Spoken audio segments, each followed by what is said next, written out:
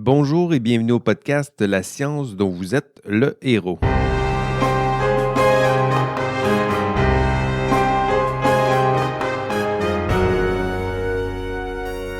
Bonjour et bienvenue au podcast La science dont vous êtes le héros. Je me présente Jean-François Sénéchal, prof et chargé d'enseignement ici à l'Université Laval. On est à Québec.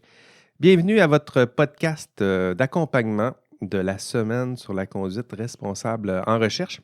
Bienvenue à ces entrevues avec ces héros et héroïnes ordinaires du quotidien qui défendent, en tout cas c'est notre thème cette année, qui défendent courageusement les idéaux de la recherche académique. Aujourd'hui, dans nos studios, nous accueillons la docteure Anne-Sophie Charret. Comment ça va, Anne-Sophie? Ça va très bien. Merci d'avoir accepté notre invitation, finalement. Merci de l'invitation.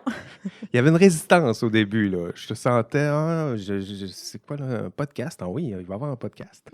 Oui, bien, c'est sûr que quand on m'a invité à participer à la semaine, on ne m'avait pas parlé de podcast à l'avance, donc j'étais un petit peu surprise. C'est quelque chose que je ne suis pas habituée de faire non plus, mais bon, je me lance. On verra. Ça va bien aller. Tu as un micro, c'est juste de parler dedans, là, puis ça va bien se passer. Donc, merci d'avoir accepté notre invitation, Anne-Sophie. Anne-Sophie va faire partie du panel de notre semaine. Ce sera le 3 mai prochain à 11h. Le panel est intitulé « La pression de publication ». Donc, le titre complet, c'est « S'élever sans se brûler les ailes ». As-tu hâte? Es-tu prête, Anne-Sophie? C'est sûr que là, c'est la fin de session qui s'en vient. Je dirais pas que je suis 100% prête, mais je pense que ça va être une discussion intéressante, oui. Vraiment, vraiment. Puis le podcast sert un peu à ça, là, se préparer, voir un peu les thèmes, avoir une première discussion, là, puis ça va bien se passer. Donc, en plus d'Anne-Sophie, ce panel va réunir Marie-Christine Saint-Jacques, qui est professeure titulaire à l'École de travail social et de criminologie de l'Université Laval, Philippe Pibarot, aussi directeur de la recherche en cardiologie, Institut universitaire de cardiologie de pneumologie, je vais le dire, de Québec. Et les panélistes ont accepté, lors de cette rencontre du 3 mai, de venir nous parler des défis, des outils pour concilier rigueur scientifique, mais aussi réussite professionnelle. Donc, c'est cette tension-là qu'on va aborder lors de ce panel et une tension qu'on souhaite de négocier sans se brûler les ailes. C'est le thème de ce panel. Et c'est moi qui vais animer ce panel. On était supposé d'avoir Mathieu Dugal, puis Mathieu avait d'autres choses finalement. Donc, ce sera pour l'année prochaine. Vous devrez vous contenter de moi. Vraiment hâte. Mais avant ce panel, j'ai la chance de m'entretenir un peu plus longuement avec Anne-Sophie pour préparer son intervention. C'est l'idée des podcasts, je te le disais un peu plus tôt. Parler un peu des thèmes avec nos invités. Puis c'est ça. C'est ce qu'on fait aujourd'hui. Donc, allons-y dans l'ordre, peut-être, Anne-Sophie. On va commencer par te présenter.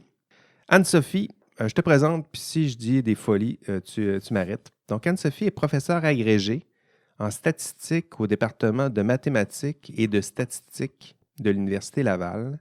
Baccalauréat Probability, c'est pour ça que j'avais la discuter. Probability and Statistics à McGill, c'est à Montréal.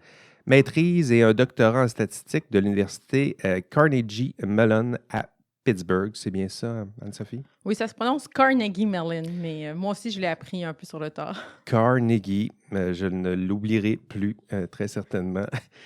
Sur le site c'est ça, je l'ai vu sur le site de l'Institut d'intelligence donnée. On mentionne que tu travailles à la protection de la confidentialité des données statistiques, que tu t'intéresses à la génération et à l'analyse de jeux de données synthétiques, ainsi qu'à la mesure du risque de divulgation, notamment par le biais de la confidentialité différentielle. Je ne dis pas des folies, là. Non, tout est exact. Puis, elle est également membre du Centre de recherche en données massives de l'Université Laval. Est-ce que je dois ajouter quelque chose à ton parcours là, pour te décrire comme chercheur? Je pense que ça fait pas mal le tour. Comment on devient un chercheur dans ce domaine? Pourquoi tu t'intéresses à ce domaine? Comment tu es atterri là? Je dirais que c'est en partie par hasard, là. Donc, en fait, mon parcours professionnel est très conventionnel, là. J'ai fait... Le hasard, tu es tombé là-dedans. En partie. Non, en partie, c'est quand même le hasard. Donc, moi, j'aimais les mathématiques. Donc, je me suis dit, je vais aller étudier en mathématiques. Je suis allée finalement à McGill parce que c'était maths et probabilité et statistique, maths, statistiques. J'étais pas trop sûre. Rendu là, j'ai travaillé par hasard quand même avec un professeur qui était là, qui m'a offert un projet pendant l'été sur des données manquantes. Comment gérer ça? J'ai beaucoup aimé ça. Je me suis dit, tiens, coudonc, moi aussi, je pourrais peut-être, avancer un peu, faire d'autres recherches et tout ça. Je lui en ai parlé. Il m'a proposé plusieurs universités, américaines. J'étais à McGill, donc c'est sûr qu'on se tourne un petit peu vers les États-Unis. Oui. Et j'ai appliqué à plusieurs endroits. J'étais prêt à Carnegie Mellon. Puis rendu là, j'aimais encore les données manquantes. J'ai essayé de trouver quelqu'un pour me superviser là-dedans. Les données manquantes, c'est quoi ces données manquantes-là? L'idée, c'est qu'en statistique, on s'intéresse souvent à des jeux de données là, qui vont être collectés soit par un sondage ou d'autres façons. Puis il y a toujours des gens qui vont pas répondre ou des observations qui vont être manquantes pour plein de raisons. Et puis, il faut savoir comment les gérer. On peut pas juste les ignorer. En général, là, les données qui sont absentes sont différentes des données qui sont présentes. Ben oui. Et donc, il faut savoir comment les gérer. Il y a des techniques pour gérer ça statistiquement, ces données, les données que je produis, dans le fond, moi, je réponds rarement au sondage. Oui, c'est ça. Fait que c'est moi qui te donne des problèmes, peut-être? Oui, en fait, disons, il y a deux types de problèmes. Les gens qui répondent pas du tout, puis il y a aussi les gens qui vont pas répondre à toutes les questions. À certaines questions, c'est puis plus là, là que c'est problématique. Sûr, non, les deux sont très problématiques, en fait. Les gens qui répondent pas du tout aussi, c'est très problématique, là. Donc, je sais pas, pour donner un exemple assez récent, là, qu'on essayait de prédire les élections américaines. Ouais. À un moment donné, on n'avait pas nécessairement prédit la victoire de Trump. C'était en partie parce que les supporters de Trump ne répondaient pas au sondage. Ah oui. Difficile à sonder si on ne répond pas au sondage. C'est ça, exactement. Et donc, mais il existe plein de techniques statistiques pour, en partie, gérer ces choses-là. Puis, en partie, c'est l'imputation là, qui m'intéressait beaucoup. C'est-à-dire qu'on va inventer, là, mais en tout cas, faire des prévisions pour les données qui sont absentes. Ah, faire des prévisions, induire à partir des autres données? Oui, exact. Donc, on appelle ça de l'imputation. Là. L'idée, c'est d'apprendre une espèce de modèle qui nous explique la relation entre les variables qui sont présentes. Et puis, on peut, à l'aide de ce modèle-là, finalement, faire des prévisions pour les données qui sont absentes, puis utiliser tout ce jeu imputé-là pour faire notre analyse par la suite. Je comprends très bien. J'ai un autre podcast, l'intelligence artificielle. Je comprends curieusement trop bien ce que tu nous racontes. Tu as fait ça pendant ton doctorat? Non, en fait, c'est ça. Donc, ça, c'était un projet que j'ai fait pendant l'été, quand j'étais au baccalauréat. Au baccalauréat encore. Oui, c'est ça. Ma deuxième année de bac, là, j'ai fait un programme de recherche, là, les bourses, nous, c'est au CRSNG, là, les bourses du CRSNG pour faire une petite initiation à la recherche. OK. Puis, j'avais beaucoup aimé ça. Et donc là, c'est là, après ce moment-là, que j'ai décidé d'appliquer aux études graduées. Là-bas, tout ce que je connais de recherche en statistique, c'est les données manquantes. Je trouve ça intéressant. Je me cherche quelqu'un pour faire ça. Puis, finalement, j'ai parlé avec mon superviseur, Steve Feinberg, celui qui est devenu mon superviseur. Je savais qu'il avait déjà publié là-dessus. Mais là, il était rendu un peu ailleurs. Il dit, ah oui, c'est intéressant, mais moi, maintenant, je fais ça pour la confidentialité. Ça, c'est un bon signe. Ça veut dire que c'est peut-être le champ que tu peux t'approprier s'il l'a abandonné, là. Oui, mais il y a beaucoup d'autres personnes qui ont conservé le champ de données manquantes. Bon, okay. Donc, en fait, lui, il était vraiment au début d'un nouveau champ de recherche. Là, la confidentialité statistique, ça faisait longtemps que ça existait comme question pour les instituts de recherche. Mais lui, finalement, ce qu'il faisait, en fait, ce qu'on fait en confidentialité, c'est de dire, je veux protéger les données des individus qui sont là. Donc, je ne vais pas nécessairement les publier telles quelles. Je vais les modifier. Et dans le fond, modifier les données, ça revient un peu à dire, regardez, je vais apprendre mon modèle, ensuite, je vais faire semblant que tout le monde est manquant. Personne n'a répondu, puis je vais imputer. Je vais créer des prévisions pour tout le monde. Vraiment. Fait que je me crée comme un faux jeu de données, des données synthétiques.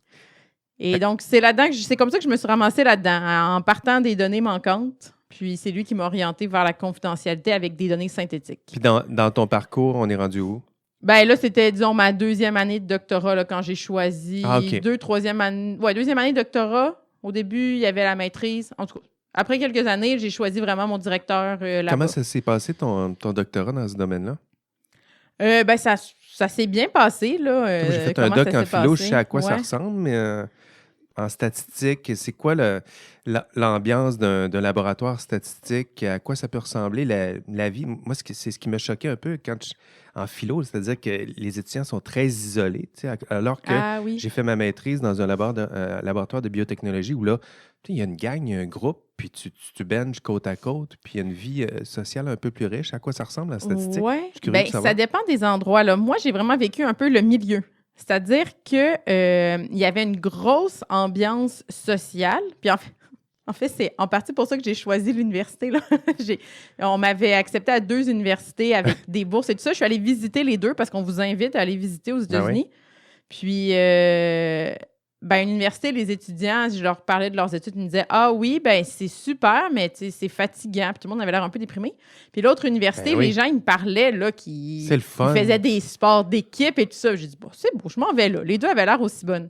Et donc, il y avait vraiment une super ambiance sociale, là. J'ai participé aussi à des sports d'équipe, justement, moi qui n'étais absolument pas sportive avant et tout ça. Mais côté académique et recherche, j'étais quand même assez isolée Ah, là-dessus. C'est-à-dire que les gens qui étaient autour de moi n'étaient pas dans le même labo, c'était pas nécessairement le même directeur, on travaillait pas sur les mêmes choses. ouais, on a besoin des deux, hein. Une vie sociale, mais aussi discuter de tes thèmes de thèse avec quelqu'un, quelques intermédiaires là, pour challenger tes idées, peut-être, avoir des rétroactions. Là. C'est Exact. précieux. Là. Puis ça, je dirais, en fait, moi, ça m'a manqué là, dans mes études, là, d'avoir ces gens-là avec qui échanger. Il faut dire que mon domaine, à l'époque, était très récent. Là. Il n'y avait quand même pas beaucoup de gens qui travaillaient là-dedans. Même quand je suis venue ici là, faire mon job talk, là, la présentation de ma recherche pour avoir mon emploi, ben, c'était un peu étrange, là, un statisticien qui travaille en confidentialité. Puis donc, plus largement, dans mon domaine, il n'y a pas une très grande communauté de statisticiens. Mais je l'ai vécu pendant mes études, là, d'avoir un petit peu de manquer de gens avec qui discuter de Avec mon qui discuter travail. de tout ça. Puis pour devenir un chercheur, une chercheure, as-tu rencontré des obstacles en particulier pour passer du doctorat à... C'est un passage qui est difficile, qui est exigeant. As-tu rencontré des obstacles particuliers? Donc, passer du Du doc au doc au... postdoc. T'as-tu fait un postdoc? Non, c'est ça, c'est ça. Ben, c'est Moi, pas grave, là, pas obligé. Mais en fait, ça a fait que le passage a été encore un peu plus difficile, je dirais. Ah, peut-être, oui. Donc, moi, j'ai été recrutée très, très tôt, là, en fait, comme 1 an avant la fin de ma thèse. Là. Il y a eu un poste qui s'est ouvert. Ça faisait longtemps qu'il n'y avait pas eu de poste en statistique. Les gens me connaissaient ici, m'ont dit d'appliquer, mais tu sais, j'avais même pas commencé à regarder, là, ça avait l'air de quoi, les postes académiques, puis où j'appliquerais, puis tout ça. Fait que j'ai juste fait celui-là. J'ai été engagée, puis bon, ensuite, j'ai terminé mon doctorat, puis j'ai commencé, en fait, j'ai défendu peut-être, je pense, le 20 mai, puis le 1er juin, je conduisais une auto avec plein d'étudiants pour me rendre à une conférence de stats comme premier, Comme premier premier mandat travail, oui, c'est ça. avec plein d'étudiants. Fait Donc, que la transition se passe quand même bien. ça s'est bien passé pour certaines choses, mais c'est sûr que c'était quand même très difficile. Parce qu'on passe d'un moment où on n'a aucune responsabilité à part nous-mêmes, puis on est vraiment, tu sais, à temps plein sur nos recherches. Vraiment. Puis la transition, c'est pas la même chose d'être étudiant aux études supérieures, puis tout à coup être chercheur. Là. C'est pas le même boulot. Là. Non, puis je dirais, puis pas juste être chercheur, mais être professeur, parce que ça vient avec plein d'autres choses Oui. auxquelles Oui, moi, je m'y justement. attendais pas, là, donc je n'étais absolument pas préparée Ben, il y a au ça. travail. Puis je pense que ça nous permet de faire la transition vers notre deuxième thème. C'est justement sur ces exigences-là qui sont liées au milieu de la recherche. On le sait, c'est en fait, dès qu'on se met les pieds en recherche, on le voit bien que la pression sur les chercheurs c'est assez exigeant. Il y a des obstacles, il y a des difficultés. La pression de publier, donc ça va revenir un peu plus tard, mais la pression d'agrégation. Plusieurs profs sont pris, tu en parlais un peu, là, avec plusieurs chapeaux. Là. Tout à coup, tu te retrouves gestionnaire d'un lab, enseignant, pour certains, entrepreneurs, administrateurs, nommez-les, là, on exige toutes sortes de tâches complexes pour lesquelles on n'a pas nécessairement été formé. Là. C'est-à-dire que tout à coup, on gère des budgets. On gère des ressources. Peut-être que tu es habile avec les chiffres, mais ce n'est pas le lot de tout le monde. Là. Donc, gérer des ressources humaines, Mhm. c'est des ressources humaines, donner des conférences à gauche, à droite, des podcasts, le mentorat aussi, le mentorat d'étudiants aux études Ouais. supérieures. C'est quoi les obstacles ou les choses que tu as trouvées peut-être les plus difficiles dans ta jeune carrière de chercheur? Oui, bon, moi, personnellement, là, j'avais pas ça, une grosse équipe ou un gros labo à gérer. Puis une chance, là, parce que j'avais aucune expérience non plus là-dedans. Donc, Ben oui, c'est ça. en général, quand même, les gens qui vont pouvoir vraiment avoir un poste académique puis ouvrir un labo, souvent, ils ont dû faire des post-doctorats puis, tu sais, avoir un petit peu d'expérience aussi dans ce domaine-là. Mais c'est sûr que tout d'un coup, je devais recruter des étudiants, superviser des étudiants, faire partie de plusieurs comités, faire l'enseignement. Bon, il y avait quand même plusieurs choses d'un coup. Bon, moi, ce qui a été le plus difficile personnellement, c'est parce que je m'y attendais pas trop. J'avais pas tout à fait compris là, certains des, des mandats de J'avais travail. pas compris la job. Parce que comme je disais, tu sais, moi, j'ai été recrutée assez tôt. J'avais même pas commencé à regarder les différences de différentes universités, tout ça. Et ça fonctionnait pas vraiment pareil ici comme moi où j'avais étudié. Ah. Et donc, par exemple, les subventions. Je savais que je devais appliquer pour des subventions. Ouais. Mais moi, dans ma tête, le but, c'était d'avoir de l'argent pour aller à des congrès, engager un étudiant pour faire quelque chose. Ouais. Mais en fait, les subventions, je dois les obtenir pour avoir des étudiants gradués. Parce que c'est moi qui dois leur fournir un financement. Ben oui. Mais c'était pas comme ça où j'ai étudié. Ah. Nous, là-bas... Qui payait les étudiants? Ils n'étaient pas payés? Oui, on était en fait très bien rémunérés. On vivait bien, là. Pittsburgh, ça coûte pas très cher. Oui, c'est vrai. Puis, en fait, comment ça fonctionnait, c'est que tout le monde au département... Bon, premièrement, c'est une université assez riche, là, Carnegie Mellon. Là, ça coûte cher pour les étudiants du bac d'étudier là. Mais donc, nous, tout le département se partageait un peu le coût des étudiants gradués. Puis ensuite, trouver ton superviseur, lui, il fallait pas qu'il te paye. Tu étais comme déjà payé quand tu arrivais. Ah. Tu choisissais un superviseur, puis si lui, il avait de l'argent, le mien avait beaucoup d'argent, là, il était très connu, il m'envoyait en conférence. Donc, je suis allée en Grèce, je suis allée en Italie, mais c'était ça, son financement. Puis ici, le financement, tu as découvert que c'est pas ça pour tout. Non, c'est ça. Donc, j'étais absolument pas prête. Mais là, bon, c'est un petit peu de ma faute. Là. J'aurais peut-être dû faire des recherches en même temps, mais avant, mais bon. J'allais quand même pas... Puis comment ça s'est passé, la gestion de cette... Parce que tout à coup, tu te retrouves avec cette pression-là. C'est ça, c'était une pression que j'avais pas prévue. Exactement. Et donc, tu sais, j'ai appliqué là, sur la bourse CRHNG, subvention à la découverte. Je l'ai eu. Ça me donne 16 000 par année. Bon, qu'est-ce qu'on fait bien, avec ça? Mais ça paye c'est le pas lunch, beaucoup d'étudiants. Oui, c'est ça. C'est pas beaucoup d'étudiants. Puis, tu sais, même, j'ai eu quand même un niveau plutôt bon, là. Tu sais, pour un nouveau chercheur, il y en a quelques-uns là, qui sont meilleurs puis qui ont un petit peu plus d'argent, mais sinon, c'était quand même correct comme résultat de demande de subvention. Donc là, j'ai bien vu qu'il allait falloir que je trouve d'autres sources de financement. Et donc, moi, la pression là, de publication, c'était un peu là, mais il y avait vraiment beaucoup la pression de trouver de l'argent pour mes étudiants. Bien, c'est ça. Puis, donc, pression de trouver de l'argent, parce que, tu sais, on parle de pression de publication, mais il faut faire le lien entre les deux. Là. On ne publie pas... pour le fun, là. Ça dépend. Un peu. Il y en a qui ont du fun. On publie pour être lu. Des fois, je me le demande. Mais on publie aussi, surtout, tu sais, c'est un cycle. On publie pour éventuellement avoir une certaine forme de reconnaissance. Puis avec la reconnaissance, après ça, on va chercher des subventions, puis de l'argent. Puis avec l'argent, on paye des étudiants qui nous aident à produire du nouveau contenu. Puis exactement. Éventuellement, on va pouvoir republier. Donc, il y a cette roue-là. Là. Quand on parle de pression de publication, il faut comprendre... Exactement. Mais moi aussi, ce que j'ai ressenti à ce moment-là, c'est que c'était pas suffisant de juste m'assurer de publier correctement pendant 5 ans pour renouveler ma subvention. Puis c'était pas des choses qu'on m'a dit explicitement, mais j'ai senti le besoin d'essayer de me trouver de l'argent plus tôt pour avoir plus d'étudiants et non pas d'attendre. Parce que je voulais aider mon département, parce que là, j'allais dans les réunions départementales, puis on nous présentait le nombre d'étudiants, d'équivalents temps plein qu'on a, puis nos budgets, puis ci, puis ça. Puis je me disais, OK, j'ai pas assez d'étudiants. 16 000, c'est quand même pas pire, 16 000. Donc, c'était... Donc, c'est ça. C'est sûr que publier pour avoir les subventions, mais aussi, tu sais, il y a plein de sources. Maintenant, en subvention, là, on me disait, il y a les compagnies qui donnent de l'argent, donc on peut aller voir les compagnies. Il y a ci, il y a ça. Oui. J'ai appliqué, là. J'ai appliqué sur des subventions avec des gens de la faculté des sciences sociales, j'ai toutes les fois que quelqu'un m'offrait quelque chose. On appelle ça le CV invisible. Le nombre de demandes d'écrits que tu fais qui finalement tombent dans le néant à quelque part et qui se transforment en à peu près rien. Là. Nous autres, on le sait. On les a faites. Là. Donc ça, c'est un beau CV là, invisible. Là, on fait des demandes de subventions à gauche, à droite, puis finalement... Mais j'en ai eu plusieurs. Puis, tu sais, là, maintenant, je réalise un peu mes erreurs que j'ai faites. Puis, je donne un peu des conseils peut-être à d'autres maintenant. C'est quoi les erreurs que tu as faites? C'est par exemple, j'étais un petit peu peut-être trop obsédée là, par ce besoin d'avoir des subventions que j'acceptais de rédiger des demandes dans des sujets, finalement.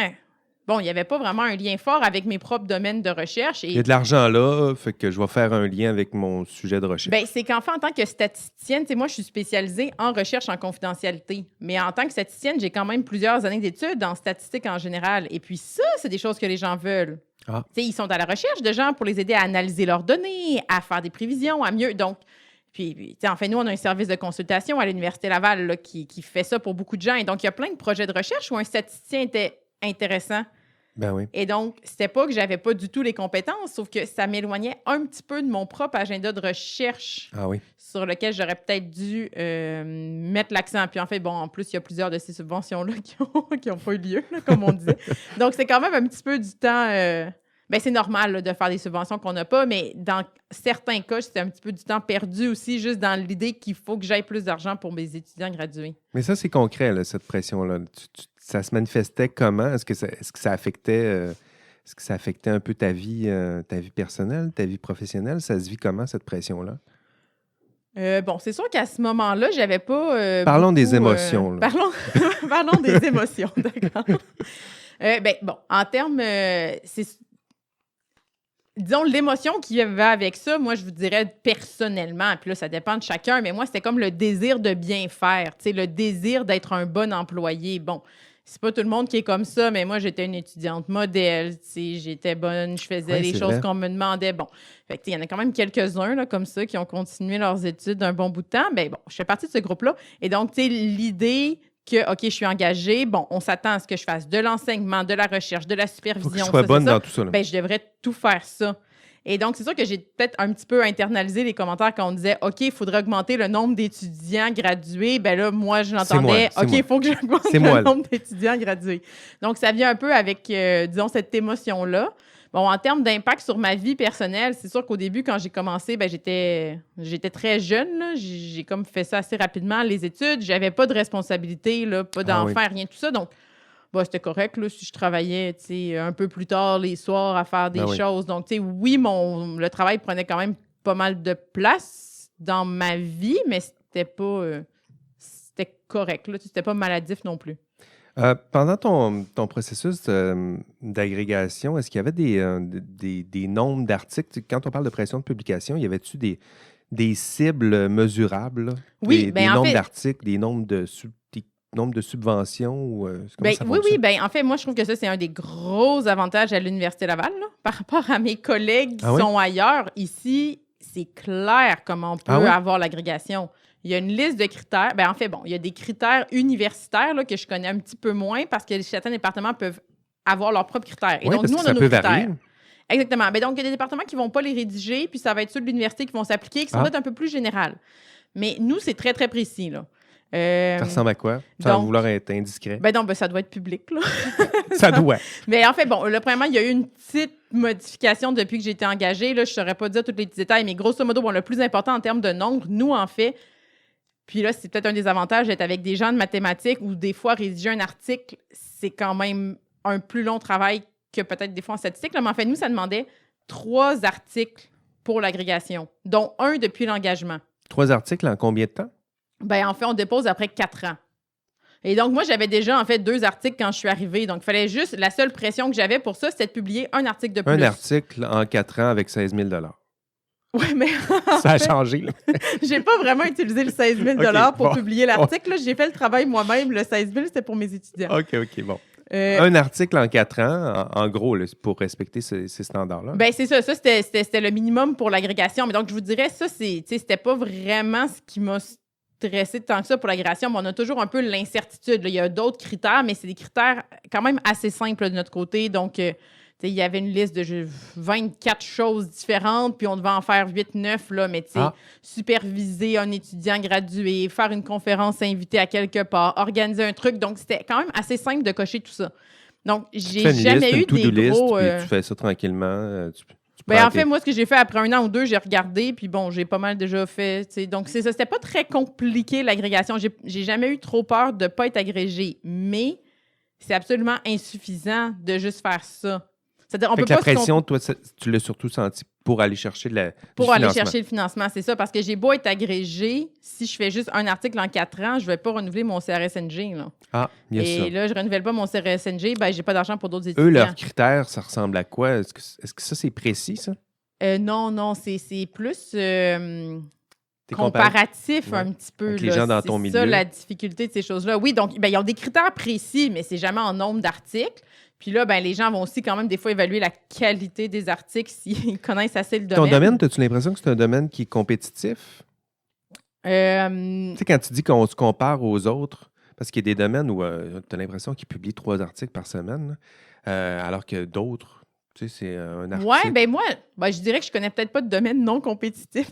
Ah! Donc, je serais curieuse de voir dans quel domaine. Moi, dans mon expérience de la recherche, c'est que c'est quand même pas mal compétitif dans le sens où tout le monde se bat pour avoir les subventions, pour avoir l'argent et donc on se bat pas, là, mais tu sais, tout le Mais monde en même temps, travaille il y a fort des pour réussir à enveloppes. avoir Tu ça. sais, il y a des enveloppes pour différents pas départements, mais champs de la science. Puis, si ton champ est très surreprésenté, disons, puis il n'y a pas beaucoup de financement, mais là, la compétition est peut-être un peu plus grande que dans un autre où il y a une enveloppe qui est prévue, Ouais. pas beaucoup de compétition. C'est plus comme ça que je le... Ouais, OK. Ben, je dirais, nous, tu sais, je pense qu'on n'est pas en surplus de financement en statistique, là. Puis, historiquement, donc, par exemple, moi, je travaille quand même à l'intersection de la statistique puis de l'informatique, là. Mon domaine, puis là, quand on parle de données synthétiques, confidentialité différentielle, en fait, je connais beaucoup plus d'informaticiens qui font ça que de statisticiens. Et par exemple, historiquement, au CRSNG, en informatique, les budgets sont plus élevés. Puis là, c'est 2 enveloppes distinctes, donc on n'a pas oui? nécessairement... Donc, c'est que nous, en stats puis en maths, à la base, c'est un peu aussi pourquoi ça ne m'importait pas tant les subventions. J'ai pas vraiment besoin d'argent pour faire de la recherche.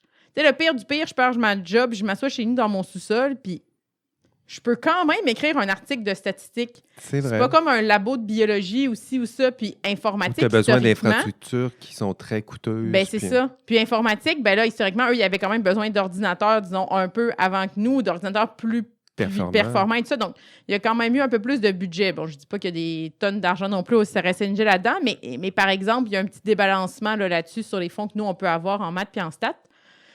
Les taux de succès pour le CRSNG ne sont pas si mauvais que ça, mais les montants ne sont pas énormes.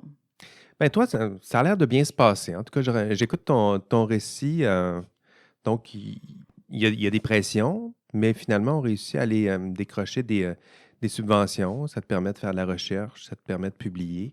C'est pas tout le monde, je dirais, qui a ce succès-là. Je dirais, il y en a plusieurs qui, des fois, peuvent avoir des insuccès ou pour aller chercher la subvention ou pour publier peut-être un peu plus. Il y en a certains qui pourraient être tentés de tourner peut-être les coins ronds ou de forcer la note, je dirais, avec certains résultats.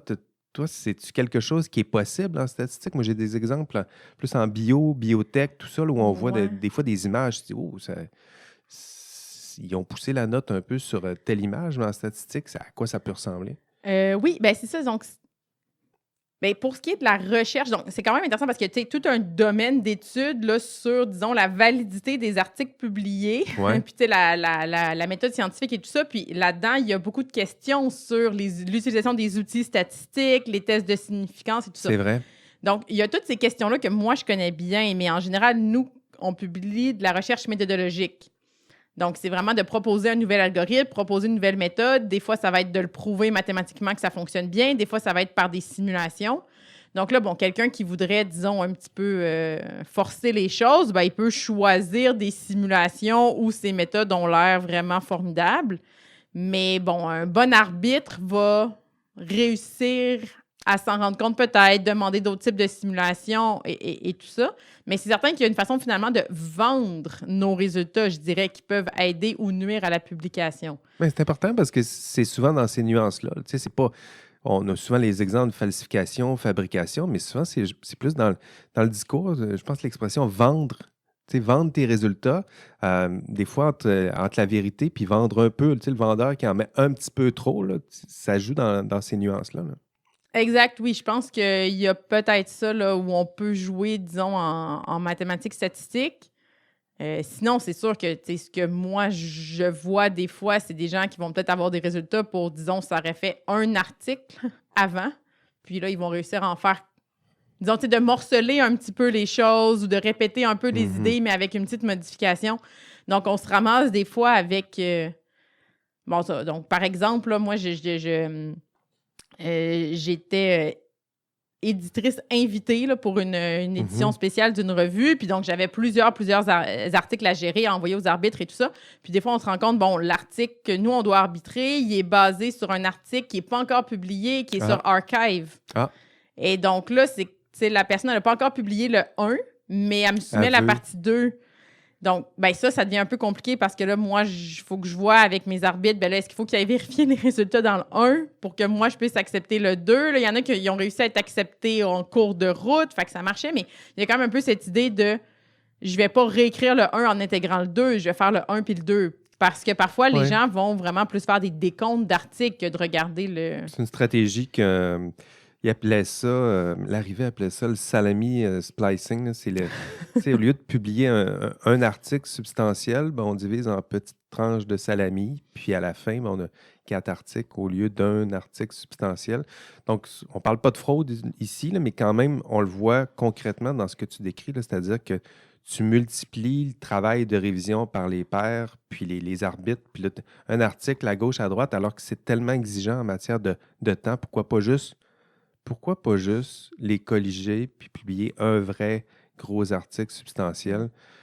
Peut-être que c'est nécessaire de faire 4 petits articles, mais est-ce vraiment nécessaire? La question, des fois, se pose. Ouais. Bien, c'est sûr que, tu sais, bon, pourquoi faire ça? C'est juste à cause des incitatifs, là. Donc, le chercheur, lui, il faut qu'il réussisse à avoir beaucoup d'articles. Ça paraît mieux. Après, il peut avoir des subventions. Ceux qui ont des gros labos, ben, il faut qu'ils aient la prochaine subvention pour ne pas mettre à la porte les étudiants. Donc, tu sais... Mais tu en parles des incitatifs, puis ça me permet de faire la transition, justement. Est-ce que tu vois des... parlons peut-être des pistes de solutions. Est-ce que tu vois des incitatifs qu'on pourrait mettre en place ou des pressions que tu vois sur lesquelles on pourrait agir pour modifier, des exigences qu'on pourrait modifier pour justement ne pas se sentir obligé de diviser un article substantiel en 4 articles, par exemple? Oui. Bien, c'est quand même une question difficile à résoudre, je dirais, là, parce qu'il y a une partie qui vient quand même de notre propre compétitivité aussi, en quelque sorte. Ah oui? C'est-à-dire que si tout le monde disait « OK, nous, on ne travaille pas le soir la fin de semaine. Aucun prof d'université travaille le soir la fin de semaine. » Bon, on produirait tous un peu moins, mais on aurait tous nos subventions quand même. Il n'y aurait personne pour les attraper. Il faudrait collusion, il faudrait se parler. Puis, c'est ça.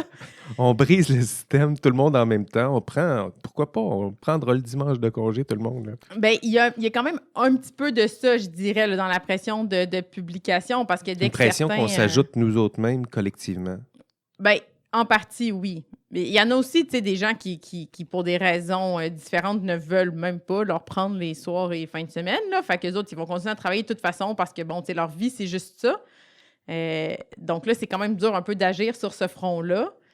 Sinon, c'est sûr que le financement, c'est quand même un gros problème. Là, moi, je l'ai vécu avec les subventions pour les étudiants, mais on est un peu toujours à aller chercher de l'argent, puis l'argent, il n'y arrive pas toujours de toutes les meilleures façons. Là, c'est-à-dire, bon, maintenant, qu'est-ce qu'il faut faire? Il faut réussir à trouver des compagnies. Puis j'en ai eu plein des discussions avec des compagnies qui voulaient faire des trucs avec moi, mais bon, c'est un peu personnellement, j'ai de la difficulté à m'adapter à ce genre de travaux-là, mais c'est comme si on me donne de l'argent pour que j'aille mon étudiant, on va faire quelque chose, mais eux, ils s'attendent à avoir un produit qu'ils puissent vendre là, dans 1 an ou 2. Là. Oui. Donc, il y a quand même ce truc-là un petit peu difficile. Puis j'en ai plein des collègues qui ont réussi à faire des belles collaborations avec des entreprises, mais reste que là, il faut travailler sur le sujet du jour qui intéresse les entreprises. Puis il y a plein de demandes de subventions qui viennent comme ça aussi. Oui. Là, bon, c'est sûr, moi, dans mon domaine, je peux pas trop me plaindre parce que si je me lie un peu à l'IA, il y a des tonnes d'argent en ce moment là-dedans. Vraiment, là, on te garoche l'argent. Là. Mais ça fait qu'il y a d'autres domaines où il l'a pas nécessairement. Puis quand on a besoin d'argent juste pour faire la tâche normale du professeur à l'université, c'est quand même pas évident, là, je dirais, de devoir compétitionner, de choisir les bons buzzwords pour que ça rentre dans le domaine. Là. C'est pas pour rien que l'IA, tout le monde en fait. Maintenant, on va avoir une meilleure chance d'être accepté si on dit à quelqu'un qu'on fait de l'IA versus qu'on fait un modèle de régression logistique. Là, alors que... Oui, c'est fou ça. On en parlait un peu dans notre avant-discussion podcastique. On parlait justement, j'ai un autre podcast sur l'intelligence artificielle, puis on dirait que tous les chercheurs essayent, parce que le financement, il est là. À une certaine époque, c'était peut-être les OGM. Moi, je me rappelle dans mon temps, dans mon jeune temps, c'était ça. Il y a eu les nanotech, les nanotechnologies. Ouais. Tu vois, on n'a pas entendu plus parler de ça. Non. Alors qu'à l'époque, c'était un peu le même buzz. Là. Tout le monde essayait de trouver un lien, aller chercher le financement. Puis ça s'essouffle. Là. C'est pas ce que je souhaite au domaine de l'intelligence artificielle, mais des fois, il y a ça. Tantôt, quand tu Ouais. disais jouer sur les mots, vendre, des fois, il y en a qui étirent peut-être un peu la note là, en disant qu'il y a des liens avec l'intelligence artificielle. C'est ténu, là, disons, les liens. Là. Oui, ben c'est ça, mais c'est parce qu'en même temps, il se passe plusieurs choses. Les gens découvrent les données deviennent de plus en plus importantes. Avant l'IA, il y a eu quelques années là, où c'était le big data, les données massives qui étaient la grosse affaire. Ben oui, c'est ça. Puis nous, en statistique, on se faisait approcher, là, puis il y a des gens qui avaient du big data. Puis là, ben, tu sais, le big data pour une personne, c'est juste pas Trois le big chiffres data pour Excel, l'autre. là, tu sais, Mais c'est parce que, bon, c'est pas juste en termes de taille, il y a le type de données, il y a plein de choses, mais il y a des gens, finalement, en fait, ils faisaient juste comme découvrir que les données pouvaient les aider à répondre à leurs questions. Puis Ah en oui. fait, ce qu'ils faisaient, c'était de la statistique. Tu sais, il y avait besoin d'aide pour la statistique. Puis là, ben, un terme que j'aime bien, moi, c'est valorisation des données. Ah oui. Ça, c'est un terme que j'aime. Donc, il y a l'Institut de valorisation des données, par exemple, IVADO. Puis donc, l'idée, ça, c'est plus général. Ça inclut la partie statistique, la Puis partie ça va peut-être durer big bien data. après l'intelligence artificielle. Là. Quand la bulle d'intelligence artificielle va peut-être s'estomper, valoriser les données, ça va rester. Là. On va toujours avoir des données, il va falloir les valoriser. Là. Oui, ça, c'est certain qu'à partir de maintenant, j'entrevois pas un avenir où les données se mettent à, à À perdre diminuer de parce que, valeur. en fait, c'est que maintenant, les données font juste. Avant, tu sais, le statisticien à la base, puis si on regarde même la description de notre programme, c'est un expert dans la collecte. Ça commence par la collecte de données. Oui, bien en amont. Hein. Mais maintenant, il y a plein de domaines dans lesquels on n'a plus nécessairement là, l'expert de la collecte de données. Donc, par exemple, nous, on se parle sur un podcast, ça va être sur Internet. Bon, voilà des données. N'importe qui peut le télécharger. C'est des fréquences. Je peux faire des analyses là-dessus. On pourrait essayer d'identifier Ah non, il y en a partout. plein de choses automatiquement. Donc, les données font juste apparaître. C'est moins basé sur la collecte de données. Donc, en fait, c'est ça. Je pense pas que les données vont en avoir de moins en moins. Là. On s'enligne clairement vers... Ah non, non, non. C'est qui disait ça, que c'était le nouveau pétrole. Là. C'est un Ouais. peu ça. Tout le monde se l'arrache. Tout le monde. Puis les grands GAFAM de ce monde ont mis la main là-dessus. C'est eux autres qui ont la richesse. C'est toujours intéressant de voir la différence de volume entre le volume de données auquel ils ont accès puis le volume de données en recherche. Tu sais, on dit on va faire de la recherche sur une banque de données assez loin du volume auquel eux ont accès. Là. Oui, puis même maintenant, en termes de recherche méthodologique, là, donc pas nécessairement apprendre quelque chose de la base de données, mais juste développer la méthodologie, ben ces grandes organisations-là, parce que maintenant, bon, on parle un peu d'IA. Moi, c'est pas trop ce que je fais, mais vraiment, c'est le deep learning, par exemple, là, l'apprentissage profond et tout ça, ben ça se base sur des tonnes de données. Donc, juste le fait de posséder des données-là leur donne une avance sur le type de modèle qu'ils peuvent construire. Et en fait, il y a des modèles présentés dans des conférences que jamais quelqu'un à l'université pourrait reproduire, même le modèle entraîné par... Vraiment. Non, là, on s'égare un peu. Oui, oui. Tu sais, moi, parler de l'intelligence artificielle, c'est ça. Je t'inviterai sur mon autre podcast. C'est un sujet qui m'intéressait, qui m'intéresse encore toujours. Je voulais revenir peut-être sur on parlait des pistes de solutions. Donc, les difficultés des chercheurs, la pression de publication. Là, maintenant, ça fait quelques années que tu fréquentes les corridors de l'université, des universités. Tu connais mieux en mieux le monde académique. La conduite responsable en recherche, c'est avant tout ça. Là. Ça parle des académiques, des profs. Qu'est-ce qui manque ou de quoi nos institutions académiques ont besoin? Tu sais, ça va être ma question d'ouverture et de clôture. Là. Est-ce qu'on a besoin d'un peu plus de quelque chose ou d'un peu moins de quelque chose? Bien, je dirais qu'on a besoin de plus de temps. Je dirais voilà. qu'on est rendu... Puis je lisais là, cet été de Slow Professor, qui est bon, une espèce de petit manifeste. Slow food, ouais. Oui, c'est ça, Slow Food. Bon, mais en fait, donc c'est un problème répandu, pas juste dans le milieu académique, mais il y a quand même cette idée-là que les choses doivent aller très, très vite. Et bien, c'est difficile à plusieurs endroits, là. Puis, donc, quelqu'un qui peut pas... Tu sais, c'est pas juste la qualité du travail de la personne qu'on évalue, c'est vraiment si on est capable de maintenir le rythme. Ouais. Et donc, c'est certain aussi que ça nuit aux gens qui veulent faire des travaux plus approfondis. Donc, tu sais, un gros travail de mise en contexte de certaines choses. Ça fait juste un article, puis c'est très, très long. Hein, 10 ans, puis à la fin, juste un article. Ça serait une hérésie. Oui, ça serait... Ben là, techniquement, un coup qu'on est agrégé, on peut se le permettre. mais c'est sûr que c'est pas ce qui va être valorisé. Ou juste de faire des changements aussi de domaine de recherche. Donc, tu sais, des fois, là, ce qu'on connaît, ça peut être utile ailleurs, mais de se former un peu dans quelque chose d'autre, bon, il y a les AER qui peuvent nous aider à faire ça, mais il reste que pendant un bout de temps, on ne sera pas productif. Il y a une accalmie, oui. C'est ça. Puis les accalmies, en général, ben, c'est quand même difficile à gérer, là. Donc, plus de temps, prendre le temps de faire bien les choses, se donner les ressources pour le faire.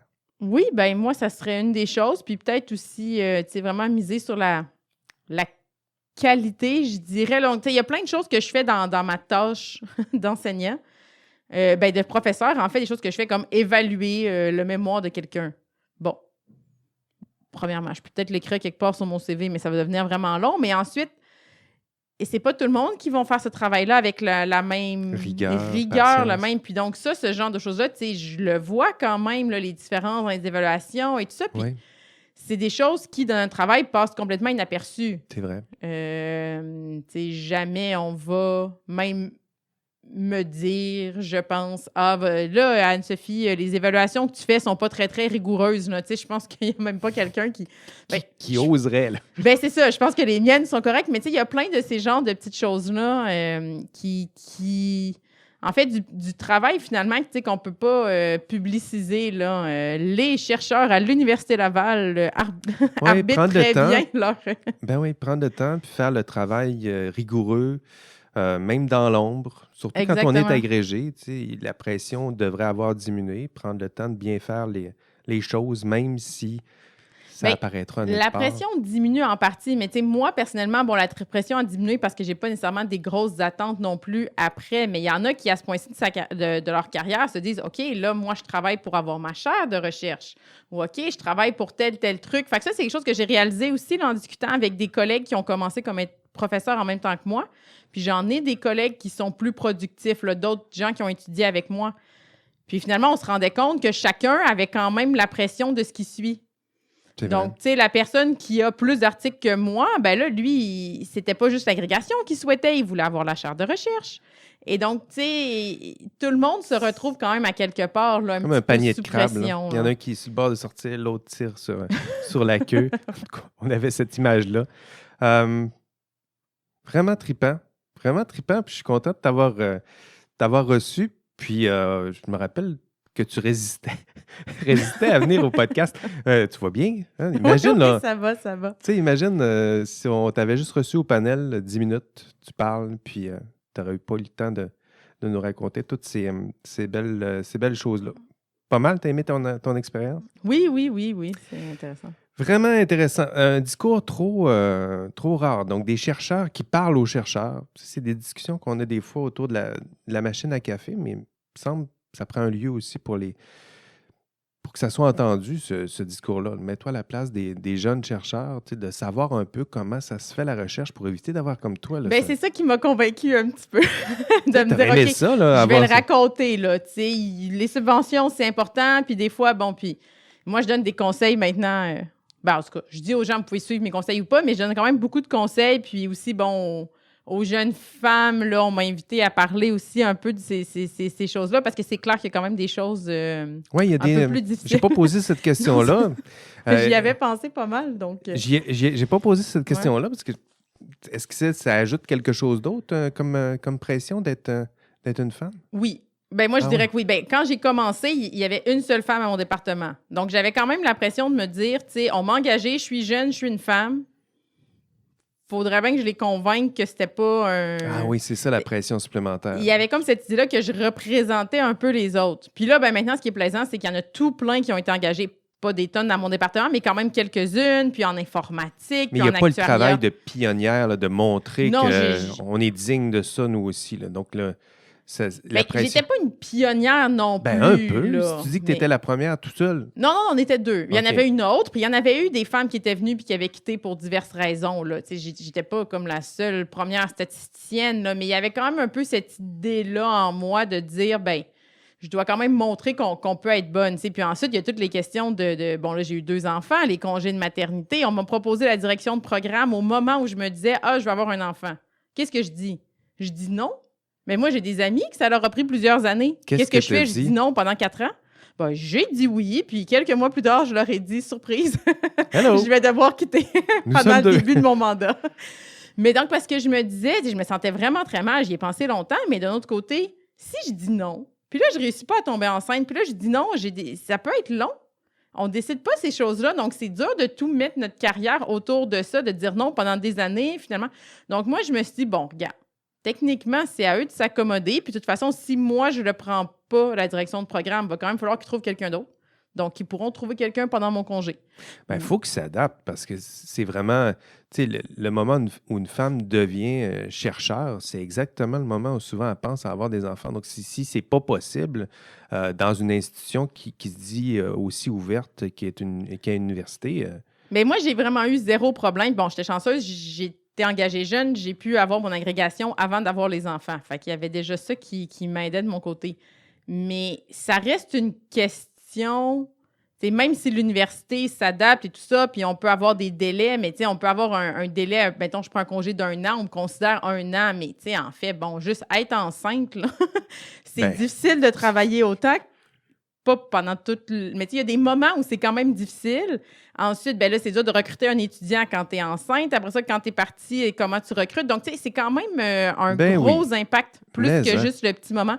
Mais moi, écoute, je me suis dit, je me lance. J'ai pris un congé 1 an là, pour le premier, puis je ne l'ai jamais regretté, même si ça a peut-être nuit à certains des autres développements de ma carrière. Mais bon, ça sera... Mais bon, puis je suis content que tu m'aies relancé. J'avais prévu cette question-là dans mon planning. Je l'avais pas posée. J'y avais pensé quand même un peu quand tu m'en avais parlé, puis je me disais, c'est un message que je veux passer aussi quand même aux autres. Ce podcast-là, il faut que les filles l'entendent, là, les jeunes chercheurs. Là. On peut pas juste, puis je l'ai dit à d'autres personnes, là, dis pas oui ou non en fonction de ça. Si tu veux réduire un peu ta charge de travail à cause de ça, oui, mais tu sais, dis pas non à une opportunité parce que tu as peur que peut-être tu tombes enceinte puis tu pourras pas le faire, là. On va s'arranger, là. Tu sais, oui, on est tous des personnes exceptionnelles, là, mais on est quand même remplaçables. Donc, il y a moyen. Vraiment, je suis content que tu m'aies remis à l'ordre et que tu aies parlé de ce sujet-là. C'est super pertinent. On parle de pression. Les pressions, c'est aussi ça. Il faut faire les nuances qui s'imposent puis être chercheur, une jeune chercheure comme toi, ce genre de pression-là vont être ressenties par les jeunes chercheurs qui montent, qu'est-ce que je vais faire dans cette situation-là? Est-ce que cette carrière-là est pour moi? Puis, oui, puis la pression de publication puis de subvention et tout ça, c'est exacerbé qu'on a des enfants. Là, moi, je m'en rends compte maintenant que je suis à temps plein de retour avec 2 jeunes enfants. Là, on a la pandémie, les garderies qui ferment et tout ça. Oui, la tête, la charge mentale. Mais c'est aussi juste le temps. Tu sais, la plupart des enseignants ne travaillent pas 35-40 heures semaine, mais il y en a pas mal des profs qui travaillent beaucoup plus que ça. Puis moi, je le faisais avant, c'était correct, ça fitait bien dans ma vie, j'avais encore du temps libre. Mais là, c'est compliqué. Si jamais j'ai une deadline puis je travaille tard, c'est sûr que c'est la nuit que mon enfant me réveille à 4 heures du matin parce qu'il y a un problème. Il y a comme cette difficulté-là quand même là, de performer quand on a d'autres responsabilités. Puis maintenant, en fait, j'ai aussi une beaucoup plus grande compréhension là, des difficultés de conciliation travail-famille pour aussi les étudiants qui ont des enfants. Là, je me rends compte que ça ne doit vraiment pas être évident si l'examen tombe la semaine que ton enfant est malade. Puis, donc, ces choses-là, avec la COVID, au moins, on le voit plus. J'ai eu plein de réunions avec des gens, leur enfant était sur leurs genoux, puis on l'accepte. Oui. C'est correct, tu es une personne, tu sais. Puis je pense que ça, c'est quelque chose aussi là, qu'il faut tenir compte quand on parle de pression, parce qu'il n'y a personne qui gère notre horaire ici. Il n'y a personne qui regarde. C'est pas comme des emplois, on va dire « Ah, elle est trop occupée, Anne-Sophie, là, je ne peux pas accepter un autre contrat. » Non, c'est nous qui décident. Mais des fois, on n'est pas nos meilleurs patrons.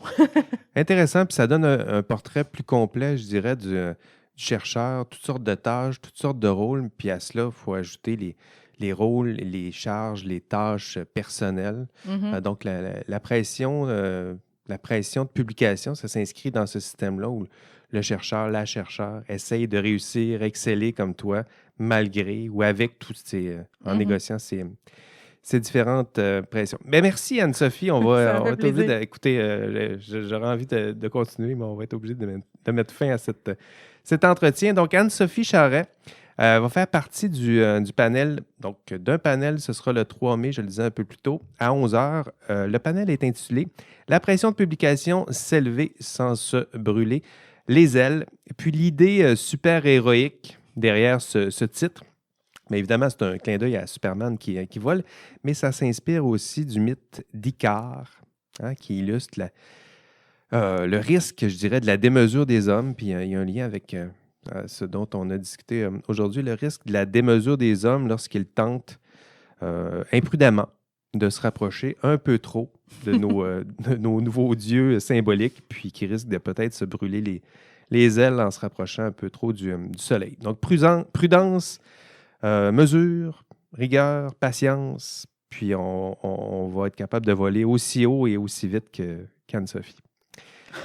Voilà, c'est tout. Merci encore à la professeure et chercheure Anne-Sophie Charret d'avoir accepté notre invitation. On se revoit au panel mardi, le 3 mai, de 11h à 12h30. Je serai là pour animer ce panel. Bien hâte de vous voir. Allez voir les infos sur notre site sur la conduite responsable en recherche de l'Université Laval.